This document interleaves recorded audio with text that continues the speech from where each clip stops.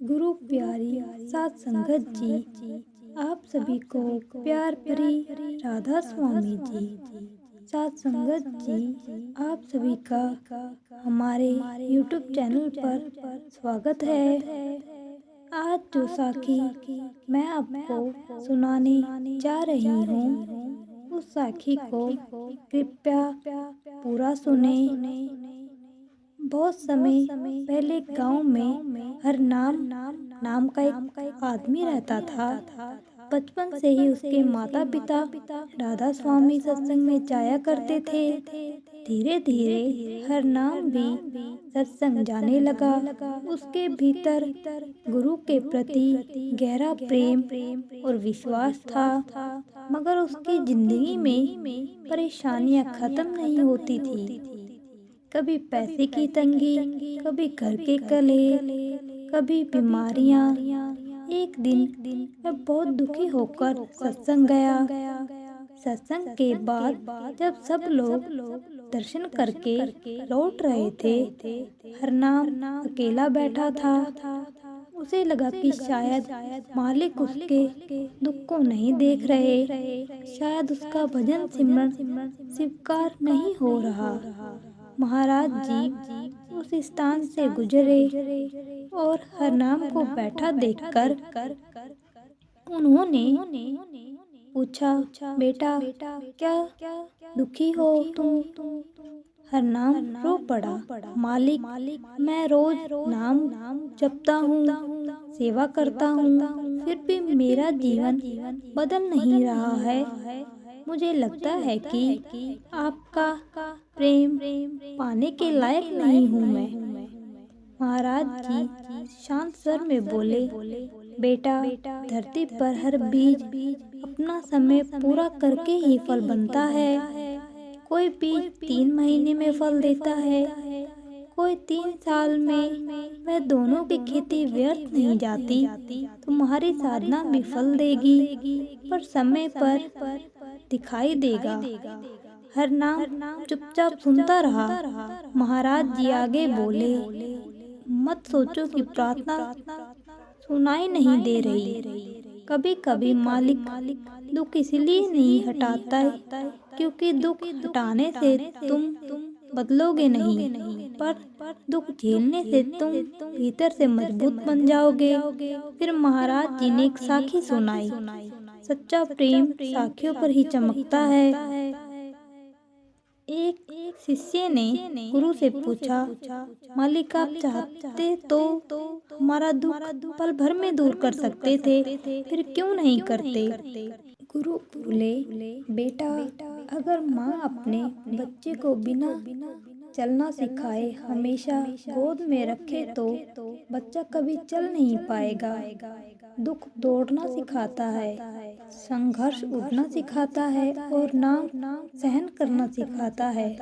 हर नाम के मन में हल्कापन आया, लेकिन आगे सवाल उठ गया, मालिक आपका दिया तो मिलता है, लेकिन बहुत देर से मिलता है। महाराज जी मुस्कुराए और कहा, देर से नहीं बेटा, समय पर मिलता है।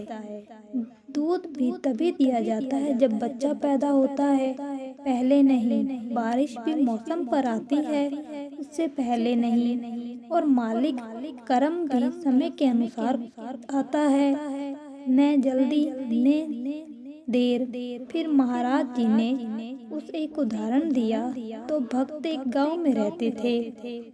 एक कहता था, मैं भजन करूं तो मालिक मुझे सुख देंगे। दूसरा कहता था, मैं भजन करूंगा क्योंकि मुझे मालिक से प्रेम है। पहले को कभी संतोष नहीं मिला क्योंकि वह सौदा कर रहा था। दूसरे को हमेशा शांति मिली क्योंकि वह प्रेम कर रहा था।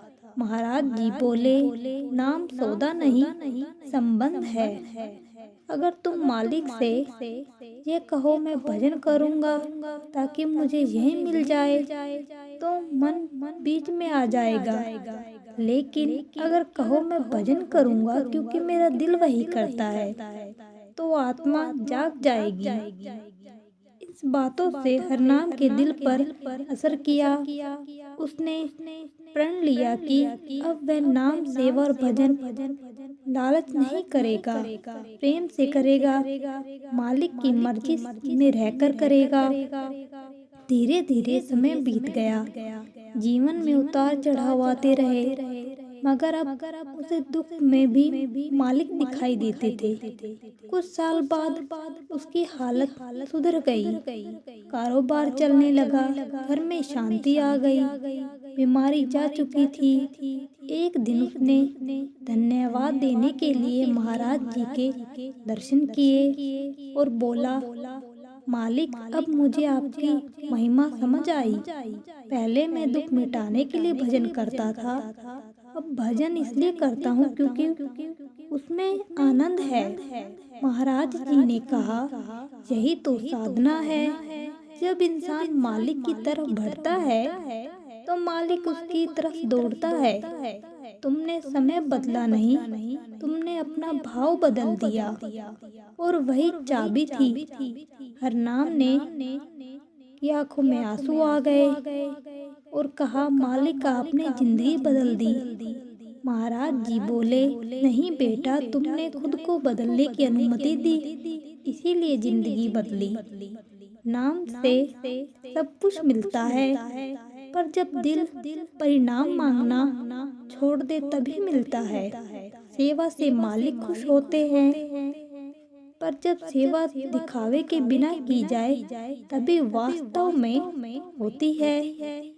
दुख रास्ता है, सजा नहीं। संघर्ष तपस्या है, तकलीफ नहीं।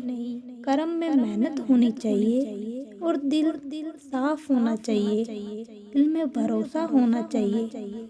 मालिक का दिया कभी भी अधूरा नहीं होता। जब इंसान जल्दबाजी में स्वयं को ही खो देता है, फिर मालिक मिल गए, वह कुछ और पाने लायक ही नहीं रहता।